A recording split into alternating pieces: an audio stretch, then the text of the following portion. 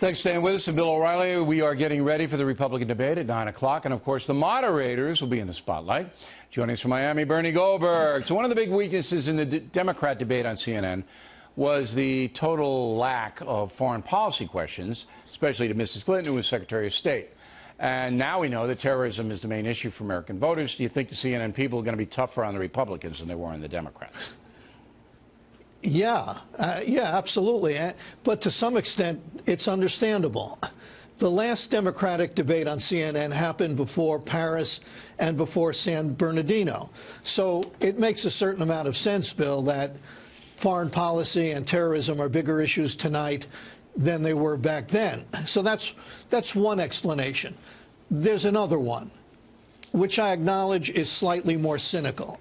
In the last segment, you said that Hillary Clinton, in her foreign policy speech, didn't say what she would do to combat ISIS. Well, interesting, because in the last Democratic debate, there was not a single direct question about ISIS. Right. Shocking. Yeah, shocking, right. So the CNN moderators, who would certainly salivate more when going after Republicans than after Democrats, so what do? They wind up giving Democratic primary voters what they want, which is more talk about global warming than about terrorism. And the Democrats running for president, Mrs. Clinton especially, they benefit because they don't have to spend a lot of time defending Barack Obama's foreign policy. Okay, and I think people at this point have to know what happens here. You got 3 moderators for each debate. That's the way they're doing it these days. I would rather see 2 or 1, me, of course. They sit around. They're out in Vegas at the Venetian, and Fox News people do this too, and Fox Business people do it.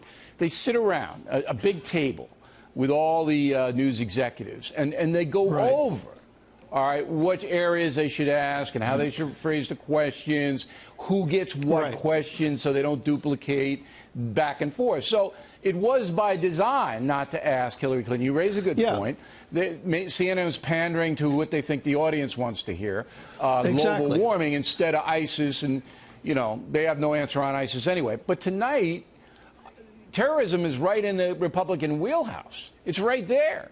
So I expect to see a lot of Muslim questions tonight. Try to embarrass Republicans into saying some anti-Muslim stuff. Yeah, and to some extent, well, the embarrassment part we're against, but to some extent it makes sense that they'd be asking more questions about that tonight than they did back then, but they should have asked foreign policy questions then. But look, Bill, you and I have been on the inside of network news for a long time. So what you said is absolutely correct about how they do it. But there's one other thing. The way you get your stripes is not by asking a question that simply elicits information.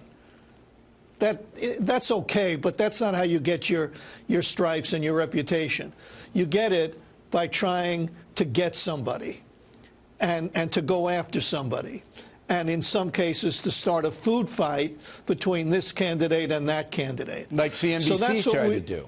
But they got hammered doing that. It was so transparent, so obvious, that CNBC lost its reputation doing that.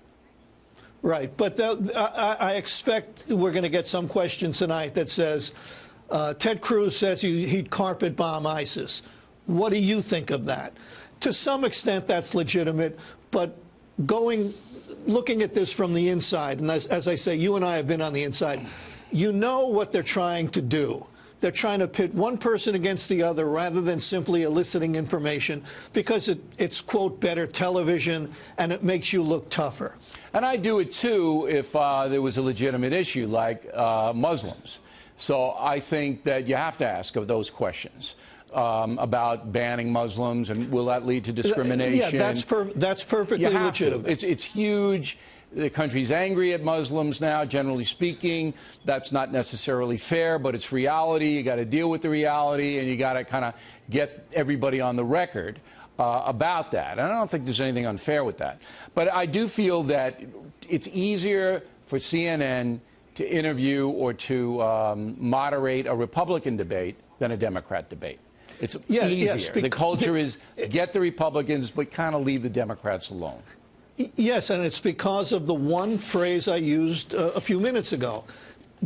mainstream media journalists will always, I mean, they'll run over their grandmother to get a headline, but they will always salivate more when going after a conservative Republican than when going after a liberal Democrat. That's a rule of thumb.